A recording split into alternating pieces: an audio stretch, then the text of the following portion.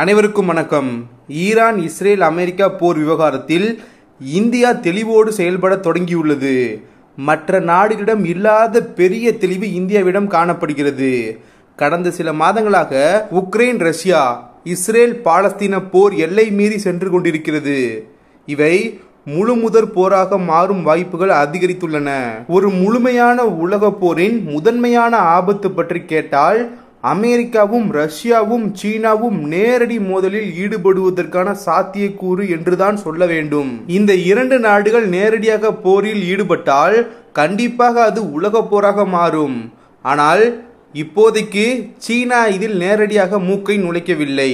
ஆனால் அது நடக்கும் பட்சத்தில் கண்டிப்பாக போர் கையை மீறி போகும் வாய்ப்புகள் உள்ளன. இந்த இரண்டு போர்களும் இஸ்ரேல் ஹமாஸ் போர் மற்றும் ரஷ்யா உக்ரைன் போர் நேரடியாக ஈடுபட்டுள்ள நாடுகளுக்கு இடையே மட்டுமில்லை என்பதை நாம் உணர வேண்டும். இந்த போர்கள் புதிய உலக ஆர்டரை உருவாக்கும் போராக மாறப்போகிறது. அவை பெரிய விளைவுகளை ஏற்படுத்தும். இந்த இரண்டு போர்களும் போரில் ஈடுபட்டுள்ள நாடுகளின் நட்பு நாடுகளுக்கும் நிறைய பாதிப்பை ஏற்படுத்தும்.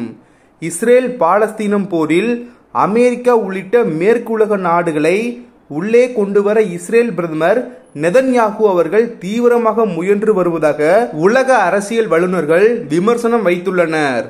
ஈரான் தற்போது அமெரிக்கா மீது தாக்குதல் நடத்தியுள்ளது. ஈராக்கில் இருக்கும் அமெரிக்காவின் ராணுவ மையம் மீது ஈரான் தாக்குதல் நடத்தியுள்ளது. ஹமாஸ் மற்றும் ஹிஸ்புல்லா குழுக்கள் மற்றும் ஈரான் நாட்டு ராணுவத்தின் கூட்டு தாக்குதலாக இது இருக்கலாம் என்று கருதப்படுகிறது. ஆனால் இந்த விவகாரத்தில் இந்தியா தெளிவோடு செயல்பட தொடங்கியுள்ளது.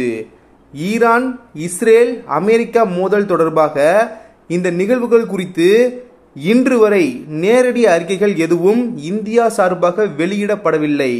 இதுவரை யாருக்கும் இந்தியா நேரடியாக அல்லது மறைமுகமாக ஆதரவு தெரிவிக்கவில்லை. ஈரானுக்கு பரம எதிரியாக இருந்த சவுதி கூட ஈரானிய இறையாண்மைக்கு ஆதரவாகவே கருத்துக்களை வெளியிட்டுள்ளது. ஆனால் இதுவரை இந்தியா ஒரு ஸ்டேட்மெண்ட் கூட வெளியிடவில்லை.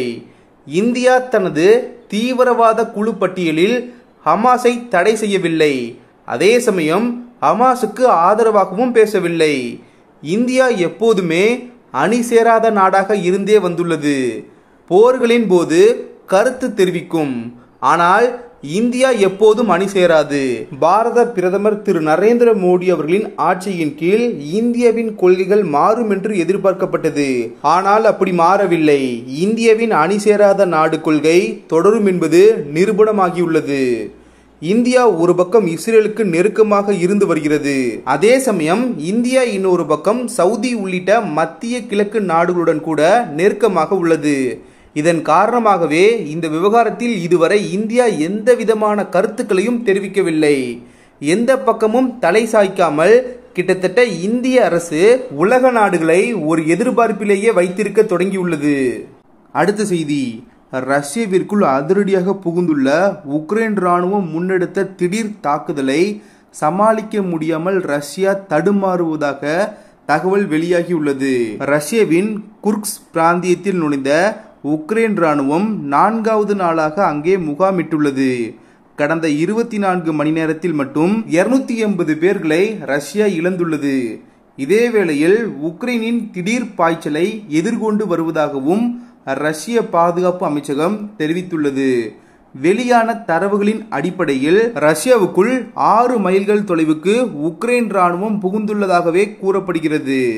2022 பிப்ரவரி மாதம் ரஷ்யா முன்னெடுத்த படையெடுப்புக்கு பிறகு முதல் முறையாக உக்ரைனின் அதிரடி நடவடிக்கை இதுவென்றே கூறுகின்றனர். ஆனால் உக்ரைன் இதுவரை வெளிப்படையாக இதை ஒப்புக்கொள்ளவில்லை. இருப்பினும் வியாழக்கிழமை கருத்து தெரிவித்துள்ள உக்ரைன் அதிபர் ஜெலன்ஸ்கி அவர்கள் படையெடுப்பின் பின் விளைவுகளை ரஷ்யா கண்டிப்பாக உணர வேண்டும் என்றார். குர்ஸ்க் பிராந்தியத்தில் நடக்கும் போரானது ரஷ்ய அணுமின் நிலையத்திற்கு மிக அருகாமையிலேயே முன்னெடுக்கப்படுவதாக தகவல் வெளியாகியுள்ளது. இந்த நிலையில் அணுமின் நிலையத்தை பாதுகாக்க வாக்னர் படைகளை அனுப்பி வைத்துள்ளதாக ரஷ்ய தரப்பில் இருந்து தகவல் வெளியாகியுள்ளது. மேலும் குர்ஸ்க் பிராந்தியத்தில் இருந்து மக்கள் கூட்டம் கூட்டமாக வெளியேறி வருகின்றனர். இதனிடையே இராணுவ கிடங்கு ஒன்றை மொத்தமாக அழித்துள்ளதாக உக்ரைன் தரப்பு தெரிவித்துள்ளது.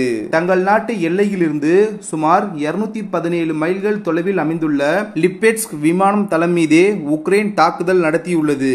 இது மட்டுமின்றி இதே போன்று ஒரு தாக்குதலுக்காக உக்ரைன் காத்திருப்பதாகவும் கூறப்படுகிறது. உக்ரைன் துருப்புகள் உள்ளே நுழைந்ததும் ரஷ்யா அவசர நிலை பிரகடனம் செய்துள்ளது. அத்துடன் 4 கிராம மக்கள் அவசரமாக வெளியேற்றப்பட்டுள்ளனர். 1000 உக்ரைனிய வீரர்கள் டாங்கிகள் மற்றும் கவச வாகனங்களின் ஆதரவுடன் குர்ஸ்க் பகுதியில் நுழைந்து தாக்குதல் தொடங்கியதாக ரஷ்யா தெரிவித்துள்ளது. பதிலடிக்கு ரஷ்யா தயாரானாலும் உக்ரைன் வீரர்களின் பாய்ச்சலுக்கு ஈடு கொடுக்க முடியாமல் தடுமாறி வருவதாகவே தகவல் வெளியாகியுள்ளது. அடுத்த செய்தியாக, உள்நாட்டிலேயே தயாரிக்கப்பட்ட புதிய அதிநவீன ஏவுகணையை ஈரான் விமானப்படை வெள்ளிக்கிழமை அன்று அறிமுகப்படுத்தியது. அந்த நாட்டின் ஹமாஸ் அமைப்பின் அரசியல் பிரிவு தலைவர் இஸ்மாயில் ஹானியே அவர்களை படுகொலை செய்யப்பட்டதை தொடர்ந்து இஸ்ரேலுக்கும் ஈரானுக்கும் இடையே போர் பதற்றம் புதிய உச்சத்தில் இருக்கும் சூழலில் இந்த ஏவுகணை அறிமுகப்படுத்தப்பட்டுள்ளது குறிப்பிடத்தக்கது. இதுகுறித்து ராணுவ தலைமை தளபதி ஹுசைன் சலாமி அவர்கள் வெளியிட்டுள்ள அறிக்கையில் தெரிவிக்கப்பட்டுள்ளதாவது: முழுவதும் உள்நாட்டிலேயே வடிவமைக்கப்பட்ட அபு மஹதி ஏவுகணை தற்போது அறிமுகப்படுத்தப்படுகிறது. 1000 கிலோமீட்டர் வரை சென்று தாக்குதல் நடத்தும் திறன் கொண்ட இந்த ஏவுகணை செயற்கை நுண்ணறிவு AI தொழில்நுட்பத்தை பயன்படுத்தி இயக்கப்படும். தற்போதைய உலகத்தில் சரணடைய வேண்டும் அல்லது நம்மை நாமே பலப்படுத்திக் கொள்ள வேண்டும் என்ற இரு நிலைப்பாடுகள் மட்டுமே உள்ளன. இரண்டுக்கும் இடைப்பட்ட நிலைப்பாடு இருக்க முடியாது. எனவே இரண்டாவது நிலைப்பாட்டை எடுத்துள்ள ஈரானுக்கு இந்த ஏவுகணை இன்னும் பலம் சேர்க்கும் என்றார் அவர். அடுத்த செய்தியாக, சீன அரசு அதிவேகத்தில் பயணிக்கும் ஹைப்பர் லூப் ரயிலை உருவாக்கும் முயற்சியில் இறங்கியுள்ளது. கடந்த ஆண்டு டத்தோங் நகரில் இதற்கென்று 2 கிலோமீட்டர் தொலைவுக்கு வழித்தடத்தை உருவாக்கியது. இந்த நிலையில் இந்த வழித்தடத்தில் அதிவேக ரயில் சமீபத்தில் வெற்றிகரமாக சோதனை செய்யப்பட்டது. இந்த அதிவேக ரயில் மாக்லேவ் தொழில்நுட்பத்தின் அடிப்படையில் செயல்படக்கூடியது. இந்த ரயிலின் சக்கரம் தண்டவாளத்துடன் உராய்வு கொள்ளாது. இதனால் இந்த ரயிலால் விமானத்துக்கு நிகரான வேகத்தில் செல்ல முடியும் என்று கூறப்படுகிறது. தற்போது 2 கிலோமீட்டர் வழித்தடத்தில் நடத்தப்பட்ட சோதனையில் இந்த ரயில் எதிர்பார்த்த வேகத்தை அடைந்ததாக அதிகாரிகள் தெரிவித்துள்ளனர். சாங்சி மாகாண அரசு மற்றும் சீன விண்வெளி அறிவியல் மற்றும் தொழில் கழகம் இணைந்து அதிவேக ரயில் திட்டத்தை மேற்கொண்டு வருகிறது. அதிவேக ரயில் பயன்பாட்டுக்கு வரும் பட்சத்தில் சீன தலைநகர் பெய்ஜிங் மற்றும் சாங்காய் இடையே உள்ள 1200 கிலோமீட்டர் தூரத்தை 90 நிமிடங்களில் கடக்க முடியும். தற்போது சீனாவில் பயன்பாட்டில் இருக்கும் மணிக்கு 350 கிலோமீட்டர் வேகத்தில் செல்லும் புல்லட் ரயில் மூலம் பெய்ஜிங்கில் இருந்து சாங்காய்க்கு 4 மணி நேரம் 18 நிமிடத்தில் செல்ல முடியும். அடுத்த செய்தி, தொழில்நுட்ப வளர்ச்சிகள் ஒரு நாட்டின் பொருளாதாரத்தை உயர்த்தும் வல்லமை கொண்டிருக்கிறது. அதை கொண்டு இந்தியா புதிய வேலை வாய்ப்புகளை உருவாக்குவதில் முன்னுரிமை கொடுத்து வருகிறது. இதில் புதிய உற்பத்தி திறன்களை உருவாக்குவதற்காக மற்றும் டிஜிட்டல் பொருளாதாரங்களை ஒருங்கிணைப்பதுடன் வேளாண்மை மற்றும் பாரம்பரிய தொழில், செயற்கை நுண்ணறிவு, ரோபோட்டிக்ஸ் போன்ற தொழில்நுட்ப முன்னேற்றங்களை பயன்படுத்தி மேம்பட தயாராகி வருகிறோம். நவீனமயமாக்கல் மற்றும் முன்னேற்றத்தை நோக்கிய நமது பயணத்தில் எல்லா தரப்பு மக்களையும் மேம்படுத்துவது மிக அவசியமான ஒன்று. காரணம், வறுமையில் இருப்பவர்கள் இனி வருங்காலத்திலும் நிதி வசதிகளில் முன்னேற்றம் காண முடியாது தவித்தால் சமூக அநீதிகளே பெருகும் அபாயம் உள்ளது. அறிவியல் ஆராய்ச்சிகளிலும் தொழில்நுட்ப நவீனமயமாக்கலுக்கும் நம்பிக்கை மிக முக்கியம். அதை மத்திய மாநில அரசுகள் உறுதி செய்தாக வேண்டிய நிர்பந்தமும் இருக்கிறது. இந்தியாவின் தொழில்நுட்ப வளர்ச்சி எதிர்காலத்தில் இன்னும் வேகமாக நடைபெறும் என்று எதிர்பார்க்கப்படுகிறது. செயற்கை நுண்ணறிவு, இயந்திர கற்றல், ரோபோட்டிக்ஸ் போன்ற புதிய தொழில்நுட்பங்கள் இந்தியாவில் வேகமாக வளர்ந்து வருகிறது. இந்த தொழில்நுட்பங்கள் இந்தியாவின் பொருளாதார வளர்ச்சிக்கு பெரிதும் உதவும் என்று எதிர்பார்க்கப்படுகிறது. மேற்கத்திய நாடுகளின் கடும் பொருளாதார தடைகள் சீனா மற்றும் ரஷ்ய நாடுகளுக்கு மிகப்பெரிய தடைகளாக இருப்பதை அறிவோம். அதில் இந்தியா உலகமே அசந்து பார்த்து கொண்டிருப்பதை உணர்ந்தாக வேண்டும். ஜப்பான் எப்படி வளர்ந்த நாடாக பார்க்கப்படுகிறது? அணு ஆயுதங்களின் விளைவுகளையும் சந்தித்தனர். அது அவர்களின் தேசப்பற்றை வளர உதவியது. ஆட்சியை பிடித்த அரசியல் தலைவர்களும் அரசு அதிகாரிகளும் மக்கள் நலன் மீது முழு கவனம் செலுத்தியே பல திட்டங்களை நிறைவேற்றி வருகின்றனர். நவீனமயமாதலில் ஜனநாயகத்தின் பங்கு இந்தியாவின் இன்னொரு முக்கிய பலம். நமது மக்களின் முழு ஈடுபாடான ஜனநாயகம் அவர்களின் பங்கேற்பு வெளிப்படைத்தன்மையை ஊக்குவிக்கின்றது. இதனால் உலக தரமான முடிவுகளை உருவாக்க உதவுகிறது. ஜப்பான் போன்ற நாடுகளில் உள்ளோர் அனுபவிக்கும் ஒரு வாழ்க்கை தரத்தை நம் பின்தங்கிய கிராம பகுதி மக்களும் அனுபவிக்க வேண்டும். அதற்கு நகர்ப்புற மற்றும் கிராமப்புற நவீனமயம் அவசியமாகிறது. நகரங்களில் உள்ள சாலைகளும் பொதுவேலி கட்டுமானங்களுமே மேம்படாத நிலையில் அரசு திட்டங்கள் கிராமப்புற மேம்பாடுகளுக்கு செல்வது சாத்தியமற்றதாக இருக்கிறது.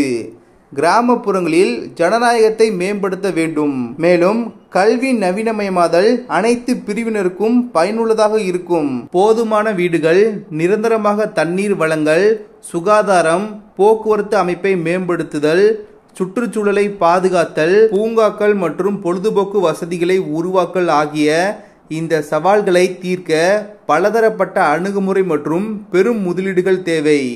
பசுமை அதிகரிப்பு மற்றும் நச்சு புகை குறைத்தல் இந்த நூற்றாண்டின் இரண்டாம் கால் பகுதியின் அவசியமான ஒன்றாக இருக்கிறது. பசுமை மைய போக்குவரத்து இந்தியாவின் மேம்பாட்டு முன்னுரிமைகளாக பாரத பிரதமர் திரு நரேந்திர மோடி அவர்களின் சமீபத்தில் அறிவித்துள்ளார். இதன் நிலையான மேம்பாட்டிற்கு முதலீடுகள் மற்றும் சர்வதேச ஒத்துழைப்பு தேவை. நமது அருகாமை நாடுகளான சீனா, Russia, Japan, Singapore, Bhutan, Dubai, இலங்கை மற்றும் தென்கொரியா போன்ற பல நாடுகளுடன் உறவுகளை இதுபோன்ற விஷயத்தில் மேம்படுத்த வேண்டிய அவசியம் வந்துவிட்டது. மேலும் சமீபத்திய பட்ஜெட்டில் எதிரொலிக்கும் ஓர் அம்சம் சீனாவின் சப்ளை சங்கிலிகளில் இந்தியா தன்னை இணைத்து வரும் காலகட்டத்தில் சீன முதலீட்டாளர்களின் நேரடி வெளிநாட்டு முதலீடுகளை ஈர்க்க வேண்டும் என்பதாக இருக்கிறது. இது பொருளாதார ரீதியாக வரவேற்க வேண்டியதுதான். இது இந்தியாவில் நிறுவப்பட்ட உற்பத்தி வளாகங்கள் மேம்பட்ட தொழில்நுட்பங்களுடன் சுறுசுறுப்பாய் செயல்பட வைத்துவிடும்.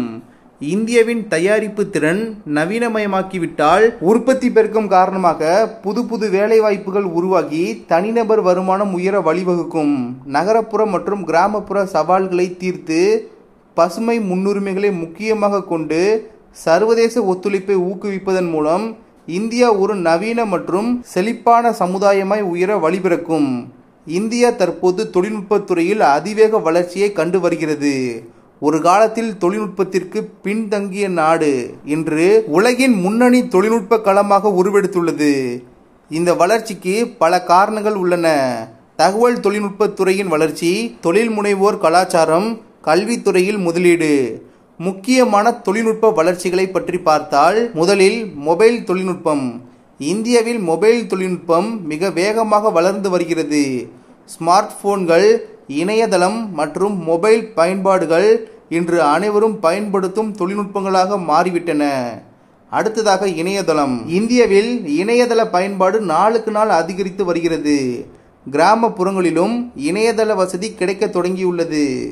அடுத்ததாக செயற்கை நுண்ணறிவு. செயற்கை நுண்ணறிவு தொழில்நுட்பம் இந்தியாவில் பல்வேறு துறைகளில் பயன்படுத்தப்பட்டு வருகிறது. மருத்துவம், நிதி மற்றும் உற்பத்தி போன்ற துறைகளில் செயற்கை நுண்ணறிவு தொழில்நுட்பம் பெரும் மாற்றத்தை ஏற்படுத்தி வருகிறது. இதனைத் தொடர்ந்து பிக் டேட்டா தொழில்நுட்பம் இந்தியாவில் பல்வேறு துறைகளில் பயன்படுத்தப்பட்டு வருகிறது. மார்க்கெட்டிங், நிதி மற்றும் அரசு போன்ற துறைகளில் பிக் டேட்டா தொழில்நுட்பம் முக்கிய பங்கு வகிக்கிறது. இந்திய தொழில்நுட்பத்துறையில் ஒரு புதிய சகாப்தத்தை எதிர்கொண்டு வருகிறது. இதன் மூலம் இந்தியா உலகின் முன்னணி தொழில்நுட்ப சக்தியாக உருவெடுக்கும் என்ற நம்பிக்கை உள்ளது. வீடியோ இன்ஃபர்மேட்டிவாக இருந்தால் சேனலை சப்ஸ்கிரைப் செய்து கொள்ளுங்கள். நன்றி. ஜெய் ஹிந்த்.